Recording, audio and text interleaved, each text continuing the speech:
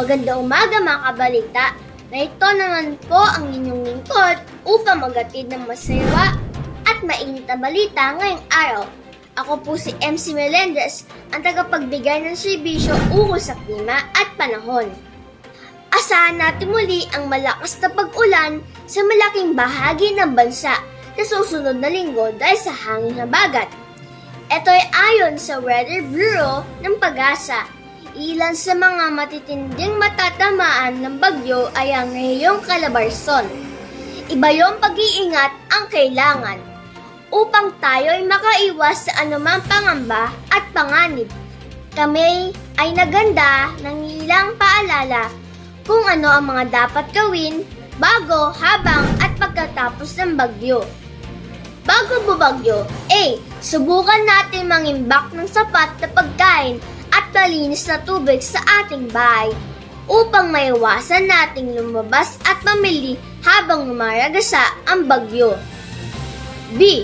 Hanggat maaari, maghanda ng radyo na de-baterya at mga ilaw na rechargeable upang may magamit sa panahon na mawala ng kuryente. Ugaliin din natin makinig sa mga weather updates gamit ang radyo o telebisyon. C. Ugaliin suriin ang mga parte ng bahay upang makita ang sira at ayusin ito. Habang bumabagyo, makinig maigi sa mga bagong balita tungkol sa nangyayari sa paligid. B. Manatili sa loob ng bahay upang makaiwas sa anumang sakuna.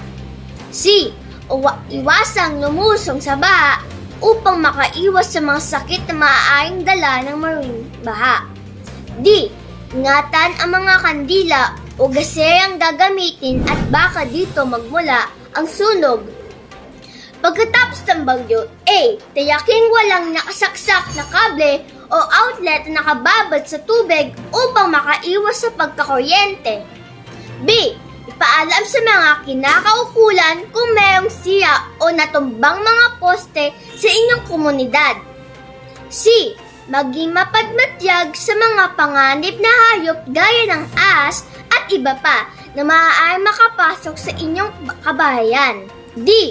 Itapon ang mga tubig na naiipon sa mga lata, gulong at paso upang hindi bahayan ng lamok.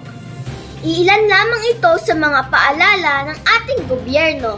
Ugaliin maging mapagmatyag sa paligid at tumawag sa mga kinaukulan sa panahon ng pangangailangan.